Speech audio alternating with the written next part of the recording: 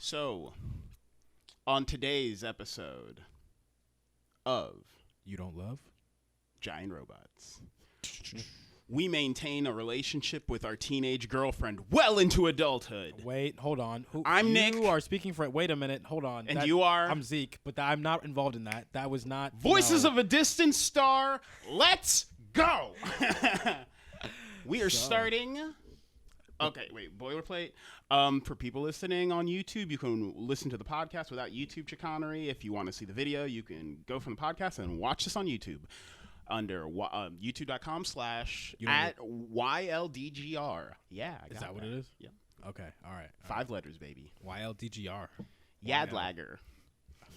But That sounds like a slur. Of some I know, sort. right? It sounds like no. Oh, maybe you shouldn't say that. on Anyway, the beginning of month Makoto Shinkai. YouTube. Yeah. So we're gonna drop this August. I'm guessing, right? The time doesn't. It's just a sassy word. Oh, you know what? I need to spit my gum out. I just realized. I was sorry about that. I didn't realize I was chewing gum on the mic. I was like, they're gonna hear all my smacking. So month Makoto Shinkai. Makoto Shinkai. Are going to spend the next month or so. It's really just a name, people. Don't get caught up on it. No, it's gonna be a month. If it's not a month, tell us in the comments. Don't get weird about it. No, This is weird. examining the works of Makoto Shinkai as two friends who. Oh, we're friends? Yeah, we're friends now. Anyways. But, yes. So, I guess let's start. So, Voices of a Distant Star came out in 2003. Short film by Makoto Shinkai. Yeah. A 1-episode, one-shot. Yeah. 25 minutes. His first real credible work. Yes, there's Lucky and the Cat or whatever. But that was from like 1999. And it's also a short. It's more of like a 3D experience. You know, we can talk about it. 3D in 1999 was so We'll scary. we'll talk about it. But All this is the beginning of the nut of Makoto Shinkai. So let's lay some groundwork here. What do you know about the man? I know that he used to work very closely with, oh my goodness, Hayao Miyazaki and Studio Ghibli. What? You didn't know that? Come on, man. It's for the show. Oh, okay, all right. And I think that Hayao Miyazaki is actually more proud of him than he is of his own son, because his own son dropped a movie like a few years back. Come on, man. And the movie was so bad, this man, Hayao Miyazaki, came out of retirement. You He's can hand Hayao Miyazaki particularly refreshing like Coca-Cola, and he's like, I love you more than I my mean, own he son. has to be the only person that's a father of a genre that hates the genre. Like, he hates anime, which is, I think, is the greatest thing. He wishes it never happened. He Exactly. thinks that we made it all uncool when we all rushed in and fucked it all up with He's our not wrong. grubby dick beaters. He's not wrong. But that's as much as I know of Makoto Shinkai. He's critically acclaimed for a lot of different movies, mostly because people have either only seen one Makoto Shinkai movie or they've seen them all. And if you've seen them all, you'd realize. Wait, let's not get ahead of ourselves here. All right. I will say your name was like one of the Wait. only. Okay. All right. Are we just talking about this one? No, I'm just saying. Let's speak from the perspective that we're Oh. discovering Makoto. Okay, fresh. discovering Makoto fresh always has the best animation and really decent dialogue. Yeah. The dialogue is always very interesting because it's either so simple that it's deep or so deep that it like either gets lost in translation. You have to watch it a few times to actually understand what he's trying to say. What was your first Shinkai? First Shinkai, it was Places Promised in Early Days. A Place Promised in your early days? Yeah. Okay, yeah. Mine was 5 centimeters per second, and like you, did not know it was Shinkai when I watched it. No, I did. I didn't know that was Shinkai until like a few days ago. I was like 17 or some shit when I wasn't keeping You were track. 17 when that came out? I don't remember exactly. I don't think you were 17 when that came out. You were like 84 or something like that. No, but I think. What year did that come out? Which one? We'll touch upon it when we get to it. Which Anyway, this is Makoto Shinkai's kind of like his first real, like, I've wrangled a studio of fuck faces. Like, the other thing with Lucky and the Cat, that was made by a team of 4 people, including Shinkai. Okay. So this is his first, like, I had to convince a bunch of jabronis, which is a Japanese term, look it up, to work with me on this fuck-ass idea So that this I've is his got. first big break. This is his first, like, project. I mean, which is interesting because I think 2 years later he got his first movie, which was A Place Promised in Early Days, if I'm not mistaken. I'm pretty sure Yeah, that's is the that next and one. that's a feature length, right? Yeah. Yeah. Yeah, it was pretty good. It was really good, and the story, though convoluted in some areas, was pretty okay. Yeah. All right. So now let's get into the fucking thing. Yeah, The so- thing itself. So I guess like a brief recap. Spoilers from this moment, or no, I guess This thing came out like 20 years ago. Yeah, but like it's still spoilers for a one episode one shot. But if you want to watch it, literally stop, watch it right now. It's like 25 minutes. Yeah, you can stop right now and just watch it and come back. And then come back up. Yeah. We'll eat some nachos or something. But it's about a boy and a girl. What? A Makoto Shinkai movie about a boy and a girl? No. Who are middle school romances, like 8th grade, 9th grade. It's weird with time and dates and stuff because high school doesn't mean the same in like New York or Florida. So for some places it starts at 8th grade, some places it starts at 10th grade. It's weird. But they're 15. They're 15 years old. Hold on. They are both 15. When the movie starts, they're 13. They're 13? When the movie starts. Okay. Because she's 15 when it ends and she'd already been gone. So yeah. So this girl gets recruited as a child soldier for the Japanese army, as you do. As it happens, right? Yes. You get put in a giant mech, get in the fucking robot. And your get in dad's the robot. Yes, get in the robot, Shinji. Earth was attacked by these aliens called the Tartians. We don't know why, but Earth is hitting back, baby. Welcome to Earth. Welcome to Earth, mug. Welcome to Earth. And so we send a Japanese little girl up there to defend everyone. We send a bunch of them, though. We send redundancy. We send a couple of Japanese little girls to go fight these aliens. And it's the crux of the story is about the light delay that comes as you cross space, where it's like, I'll keep in touch with you. I will, too. And as in real life, the messages, they become, less frequent. Less often, but that's not through lack of trying. It's just because of but we listen, man. We all want to make time, or whatever the fuck. Your original but the messages start coming. Like by the time she crosses Pluto, it's like these messages are going to take like a half year to get to you, a half year to get back. So it's like we're talking like 2 communications a year. Yeah. By the time we get way past Pluto, where there's like Mars. There's an attack that happens. And they get past the Oort cloud. Actually, when she got to Pluto, it was like 8 years. I think when she got to Mars is when it was like 6 months. They get out to Pluto, which is the 1 year, or is the 6, which is the 6 month mark. Right. And then an attack happens. To flee the attack, they activate the light speed drive. They shoot 1 year and 6 months in a random direction. So now the last message she manages to send out, which she doesn't manage to send out before they activate the light speed drive. She sends it out right after she gets out of light speed space. She's like, half an hour's passed for me, but for you, this message will be arriving like a year and a half after I sent it. And now every communication with me is going to take a year. This guy's like, I will keep you in my heart, but it's over. I got to move on. Well, did he really, though? I hope. Okay. The ending. Well, so do you want to add anything? I think that is pretty interesting about the concept of people always want to make time. Well, filling in like the story, so to speak. They used to hang out together all the time. They were really close, and they wanted to go to the same high school together, which was like a really big deal in the beginning. And then when they didn't get to, it kind of hurt him a lot, and it hurt her too because they rock with each other like they were like childhood friends. Yeah, and the crux of it all is basically he moves on with his life. Well, she kind of had to at that point. Has no one in space. She has nobody. She doesn't even necessarily. We don't see her even interact with the crew of her ship. Yeah, and she's in her school uniform from when she was first meeting the dude this whole time. So very many questionable decisions. Yeah, there's a lot of continuity errors, but it's for her first thing. She's farting in those undies for. Anyway, back on topic. Back on normal topic. For years. Back on non-My Hero fan topics. Okay? But yeah, and so they find the alien planet. Her forces basically get wiped out. Yeah. And we're left to wonder if she was able to make it home to him. Because from what we see, about the ending. What we see is that it's 25 minutes. It's like, well, yeah, she gets to the alien planet and they fight, and then the last frame you see of her is like her firing, and then something firing at her, and that's the last thing you see. But before you see that frame, you see a newspaper in the guy's apartment when he's like 20-something of that exact ship she was on, where it's like whatever the ship's name was, like severely damaged. Yeah, the Lysithia, severely damaged. Return questionable, right? And it said that the only unit that was recovered was Unit 1, And our boy Noburo, his girl Makako, she's Unit 2. Yeah. So according to the military, they don't know where this chick is. But, and also on there was a breakthrough in faster than light communication. There was. Yeah, as soon as this message got to them, it's like, because it said, in the newspaper said 8 years ago this happened. That's when they got the information. Yeah, and so it's a star-crossed, it's literally... Star-crossed It is literally a star-crossed lovers story. What? We had a Makoto Shinkai story about star-crossed lovers? No. Hey. You're joking. Hey.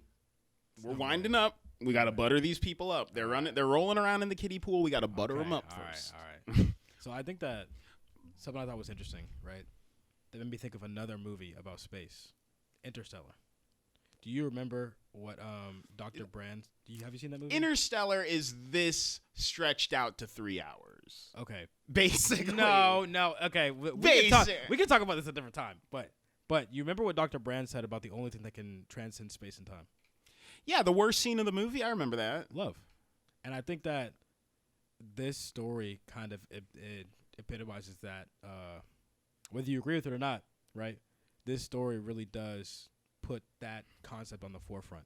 Right? I don't think I can agree with that. Love is a force of the universe, like gravity or magnetism. I disagree. Well, I disagree. Jeez, I wasn't ready for that. I'm sorry. I'm standing on my delusions, whether they be delusions or not. But I do think that is Anne Hathaway, one of her worst scenes ever in any movie. One of her. Yeah, you know. And what? maybe the worst What scene in about any Christopher. Love, drugs, and other things. There's some weird No, scenes but in there. I think that Anne Hathaway's "Love is a Force" speech is maybe the worst scene Christopher Nolan's ever filmed. But we're not talking about that. We're talking about anime. And wait, so you can get off topic with your anime undies comment, but I say one thing about the greatest movie of all time, and it's like, no way. far from not even Nolan's top 5. Whoa. I'll hit him with the facts. I don't give a fuck. We gotta have a special episode about this one. So there are. This is a beautiful tale for a little thingy. It was written in 2003 when these thoughts were way more new.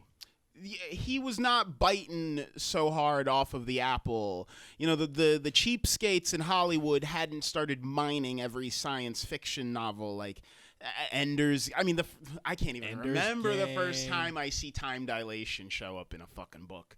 It's like there's Ender's Game. There's fucking the Hyperion Cantos. There's House of Suns. There's so many examples of this thing happening, this time dilation effect occurring. But in 2003, Shinkai was kind of like on to something. He was a little ahead of the normie curve. Well, there's a lot of different Shinkai movies from the past, right, that were kind of ahead of a lot of different concepts. This one included, right? I think that now that it's kind of been like a normal thing now, like across multiple types of anime, where it's like, oh yeah, this is a little different. It's gotten a little stale. So things I liked about the movie, I'm like, oh, it's a cute little love story. It's not too long, obviously. You can just anyone who watch this like after you wake up. I literally watched this when I woke up. You could watch this as an interlude in another anime movie you're watching. Like, That's true. You can watch this in between Evangelion rebuilds. Bro, oh my goodness, that's a whole different story. I liked.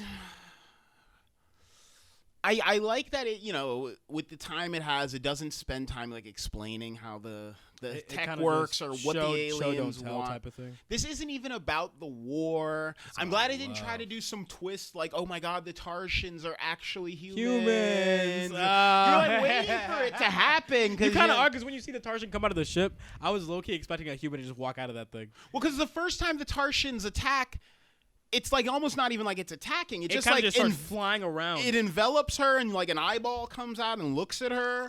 And kind of reminded me of the Skrull or the Corallian from Eureka 7. Yeah, and I just love that they're not like, oh, the Tarsians, they don't want to hurt us. They're actually just trying to communicate. They about their business. Or, oh they was on humans. site. They was on site when they saw that ship, bro. It's like, I get it. That's like sci-fi. Oh, this war was a misunderstanding. Stories are fun and all, but I enjoyed that this was a small scale, like minimal characters.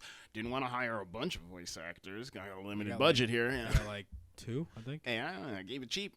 Yeah.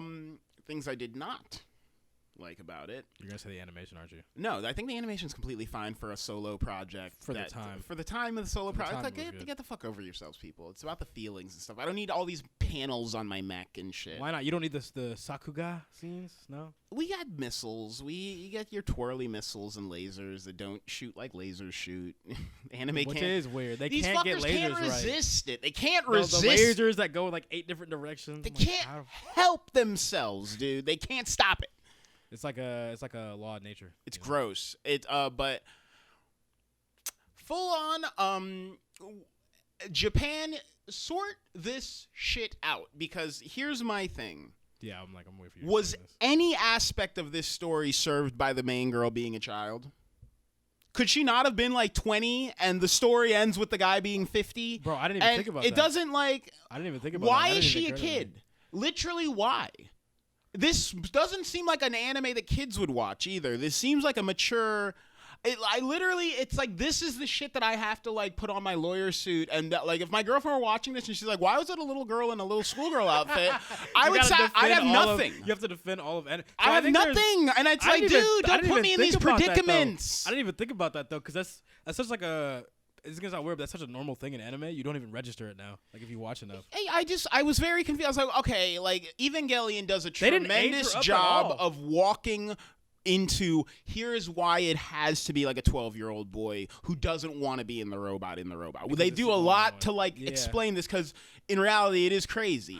But and this why anime, is it a child? Yeah, it doesn't make any sense at all. Yeah, we're going to war with an alien race. Get the children. That's weird. And this is another thing that anime does. There's 2 things about love stories in general that maybe, and this is kind of a cultural thing, you know, we're not in the same place anymore. We don't like Prince Charming romances. We don't like white savior like stories anymore. What are you talking about?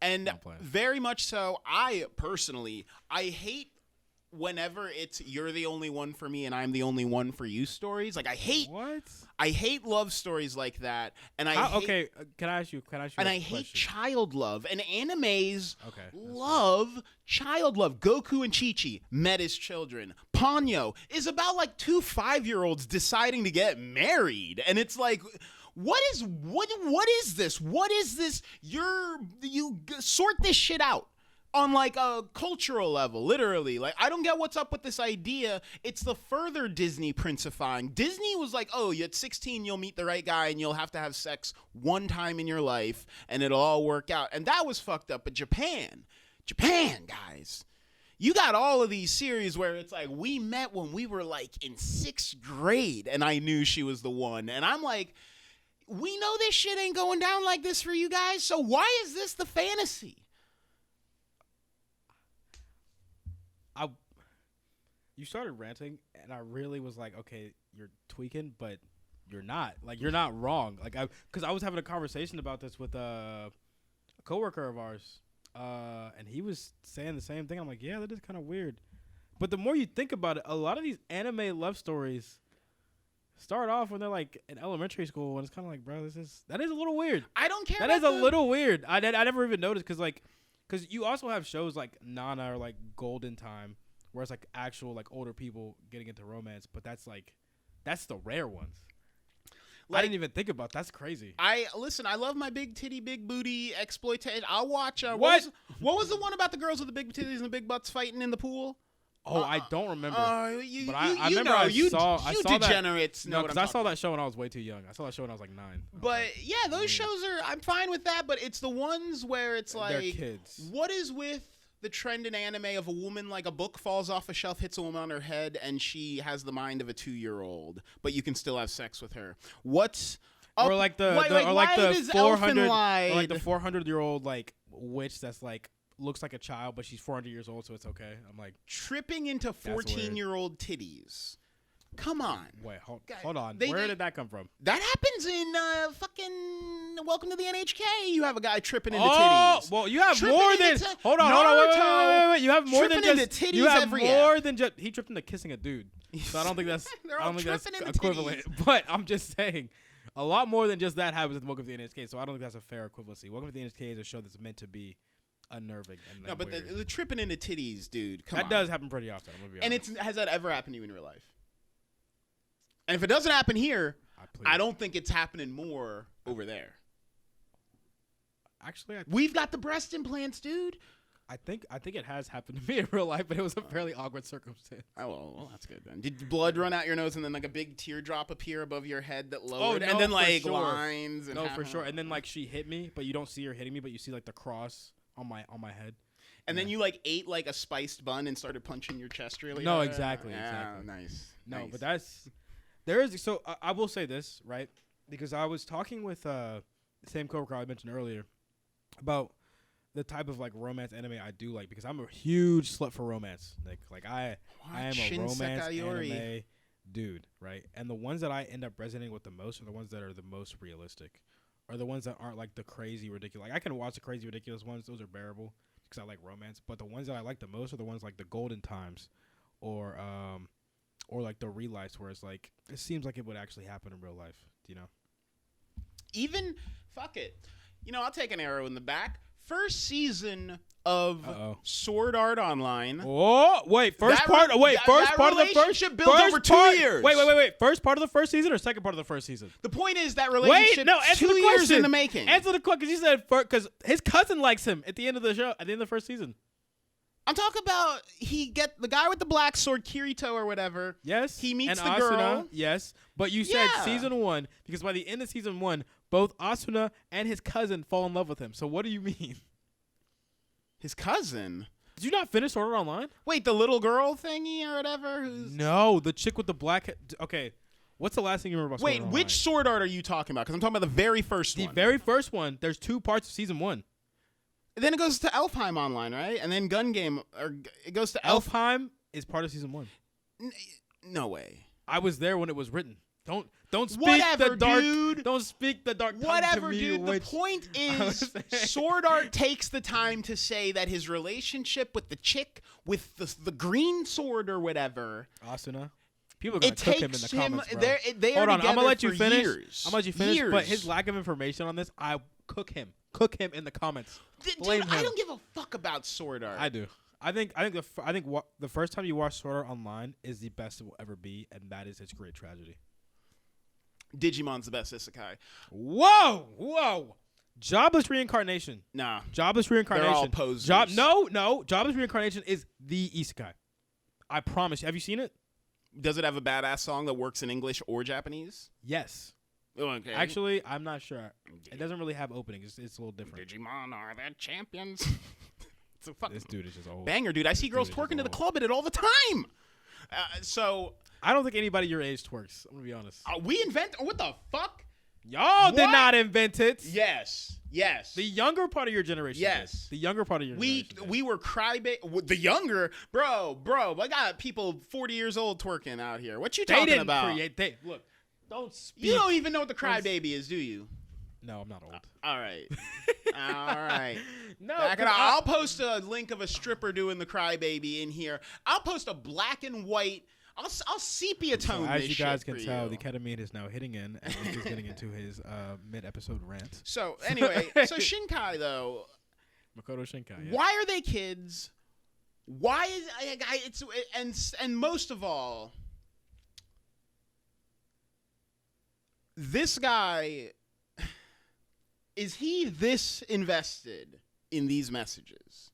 You talking about Shinkai? No, I'm talking about Noburo. Noburo. I'll say he was up until the 8-year time skip. Yeah, I mean he basically says within the confines he literally of it, he's like, forgot about it. I'm going to be boning down out here. He saw his phone. He's like, oh my goodness, I haven't heard from this chick in a while. Like he didn't even care about the article that he read. Yeah, this story works better to me if it's like 2 people who are going to get like married, and then they go away, and it's like 50 years she's gone and he has to move. The fact that it's children only diminishes to me. I'm like a 15-year-old girl, let alone a 13-year-old girl. They do not know true love. This is like a weird, like. This isn't like it's like how I feel in Kiki's Delivery Service or Princess Mononoke when someone says Princess Mononoke was good. No, I love it, but I'm saying when someone like who's like 12 years old says like I love you with all my heart, and I'm like I didn't know what that meant till I was like 25. Like, So I was bullshitting every time I said that until I was like 25. To anyone who previously dated Nick, I am so sorry. No, but I'm saying it's just how you like. You realize that you like don't. You know. You're like, Well, so I will say this, right? There's a few things I'll say about that, right? So 2 things that kind of may or may not destroy your point. It depends on what your definition of love is, number 1, and number 2, it depends on what your grasp is on it at certain ages. Because there are certain people who actually don't understand what that is until they're 25, and there's people that understand what it is pretty early on. So it really depends. But in this context, yeah, they don't know what they're talking about. Like, I think that the point you made, where it's like it would have been better if they were already romantically invested in each other, I'd be like, yeah, that's true, because you couldn't really tell that they were kind of like vibing like that until like the message she sent that said, "I love you and I still love you." But even then, that was kind of weird. I'm 15, you're 25, but yeah, I and love she you. didn't even spend that much time with him, and she's also writing this message to like a way older dude. So it's just kind of like, it's weird. It's very weird. Yeah, like when he's getting into his 40s, 'cause this starts in 2038 and ends in 2056. 2039, 2056. I don't get why it was children. It doesn't make any sense to me, but the story, the message of like longing at this point in Shinkai's career, revolutionary, is beautiful. Revolutionary. It's nice. It's amazing. We never been seen before. As I said, I'm not going to come at him as if I hated the one love, true love narrative. That is definitely... I'm not going to come at him as if I hate the one love, true love narrative, because that's definitely a perspective that I gained later in life. I think that's maybe you think because you're a little older, it just has you jaded about that whole thing. I think anyone who's had their high school sweetheart break up with them has a lot of bones to pick. What if you've never with had the idea that it's like what if you've never had a high school sweetheart? Well, then it's even less likely that you meet the one your first time. Okay. So if we're hold on. It is the most unlikely thing possible. Wait. Okay. Because this is where the generational shift is, right?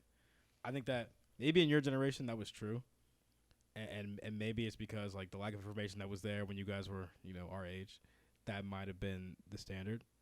But I think that people in my generation, it's like we understand the fact that love isn't just something that happens, right?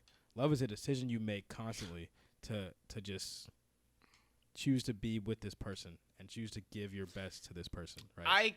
Okay, so wait, are the Zoomers monogamous? Are they polyamorous? Are they eating ass? Are they not having sex? So the ugly What's going on here? So the ugly Zoomers are polyamorous. I'm sorry. You cannot show me a polyamorous relationship where both people are not ugly. It is true. Swingers parties are... You never want to be the hottest one at a swingers party. You probably will be. But I think that for the most part, a lot of the people that I do talk to are monogamous in my generation. Like there's 99.999% of the world is monogamous. But I'm just wondering, but if you're talking generationally, yeah. So the percentage of people in the Zoomer generation that is not monogamous is actually a lot smaller than you would think. We're actually having less sex than most generations, right? Less unprotected sex. Tragedy. You guys are Japanifying yourselves. Hold on. I think that people in Generation Z, we saw the mistakes of the millennials. You guys made a lot of mistakes, and of our parents, Generation X, and we're starting to realize ways to avoid those mistakes. Like just having random sex with a bunch of people, probably not going to work out too well. No. I will. No. All right. Here's because this is the hill. We have left bloody people at the base, Hold the on. middle, and the top of this mountain. Wait. I need to get my sword. Because we have fought, we have died. Women have literally died to make the stakes for having sex lower than ever. And once we put a bullet, we are 5 years out from putting a bullet in AIDS. And once we put a bullet in herpes, best believe it's gonna be just no rules anymore. So that's not the reason why most people aren't really doing that, right? The reason is a lot more people have a lot more emotionally invested in sex than maybe your generation did, right? You don't think they're just more anxious?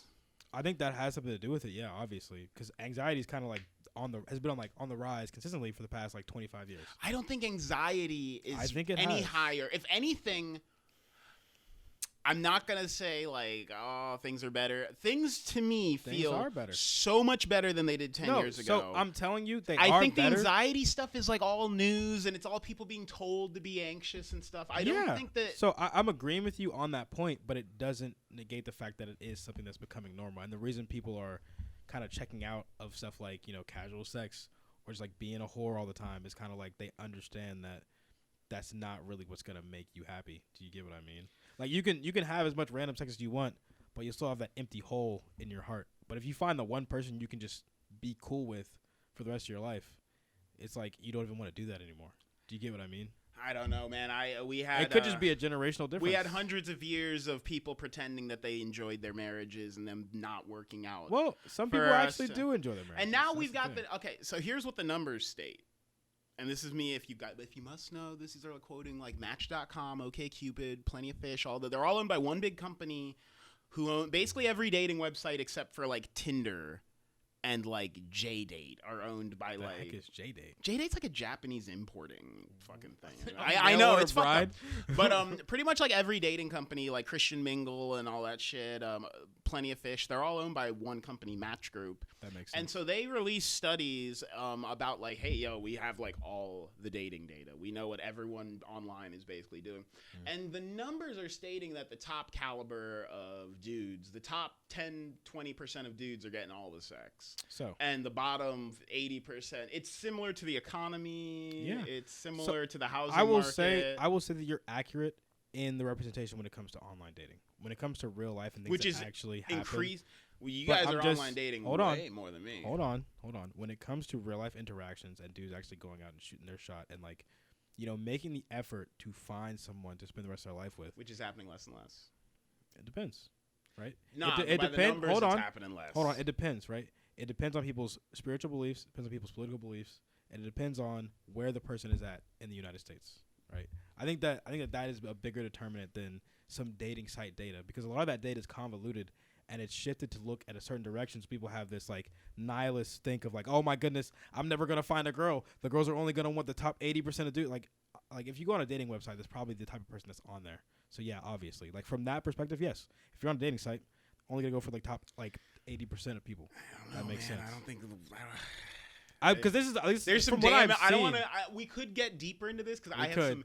But I don't want to turn it into a red pill podcast. I used to run a men's news show, a comedic men's news show, not a men's rights show. Men's rights activist over here. I used to run a men's news show number 2 about dudes doing funny things, and so I have like a lot of like really. I got a lot of numbers on this one in my back pocket. Yeah, we could probably have like a off the record conversation about this if you want, but getting so the things, the other thing structurally that I think, you know what, beyond that, beyond the weirdness of the relationship, and people weren't complaining about those types of things. Well, not back in the day, back in like 2004, I think it was, right? TV Tropes as a website was still like a year away. I think 2004. I think that was like 4 years before Kiss Anime became a thing. Yeah, something like that. This was a while ago. So, good first effort, Shinkai. No, I think it was great. I think a lot of first efforts that you see, pretty horrible, pretty dog water. And this for a first effort, this is amazing. Right?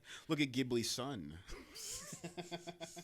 Just catching a stray. All he had was everything, Zeke. He really did, which makes it even funnier. And now we've got Earwig and the Witch. Yay. Yeah. But I will say that structurally the story was great. The music was actually surprisingly good. Yeah. Because I wasn't expecting to actually be like, oh, this soundtrack sounds dope. But I liked it. If I had to rate it as like a first effort, 8 out of 10. As a regular, just like 6, 7. It was pretty good. I'm gonna have to just rank this against other Shinkai. Oh, if we're doing that, and right like now, this is just on the list. This is the worst. And we will rank the list at the end of month. Wait, month Makoto Shinkai. This is your name. No, this I is got his it right. Name. He made up this name and he forgot it. No cuts. I got it right. Makoto Shinkai. Zeke edited this to make it seem like I said it I wrong. don't do any of the editing. Hold on. No, I don't do any of it. No, don't you listen to don't. Him. Don't. No, you don't. You got to send me some clips, man. You got to send me some clips. See, this goes both ways. I know. Exposing each other. All right. We're supposed to work together here. Let's work together here. All right, see? All right. Back on topic. Anything else? Anything else? Closing thoughts? Closing thoughts. I think it's a pretty good watch. It's, Yeah.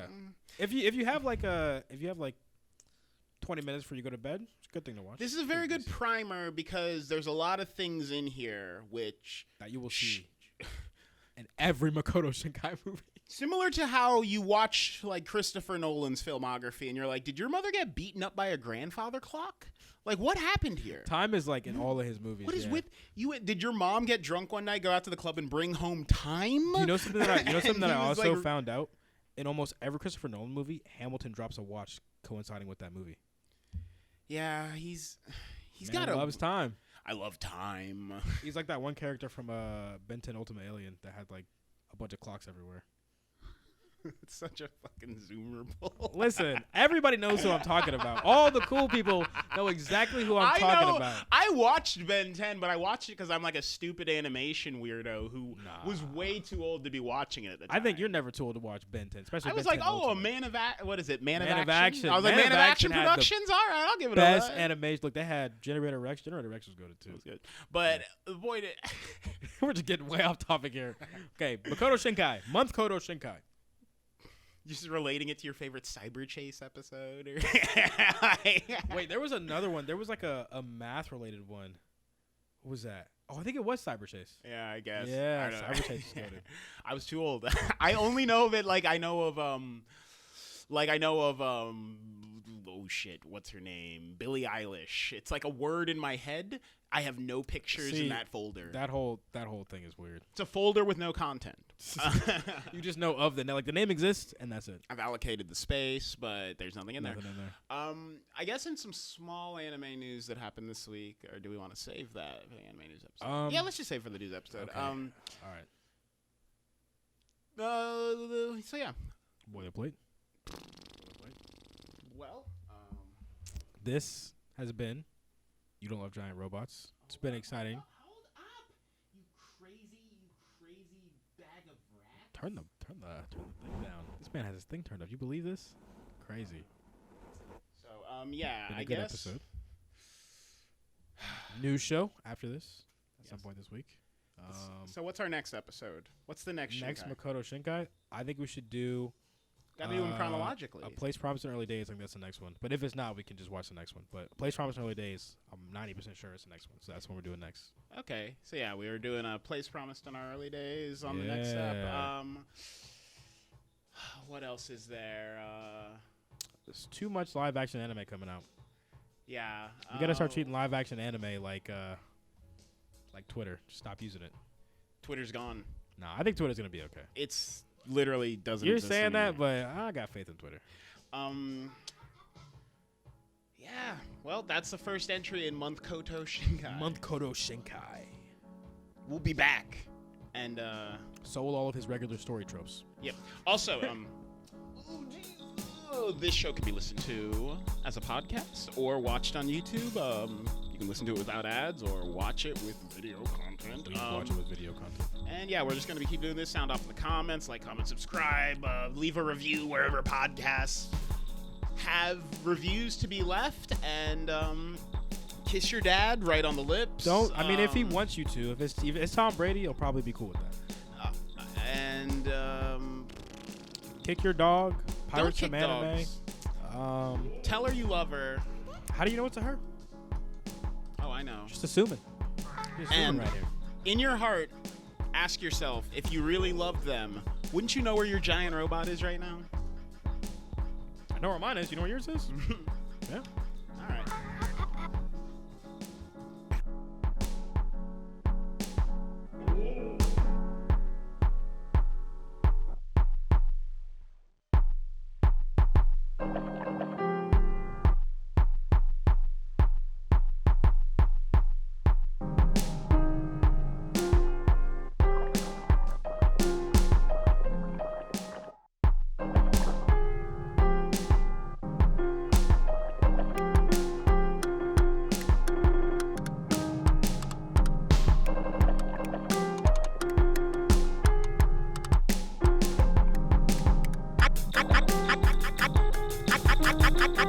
I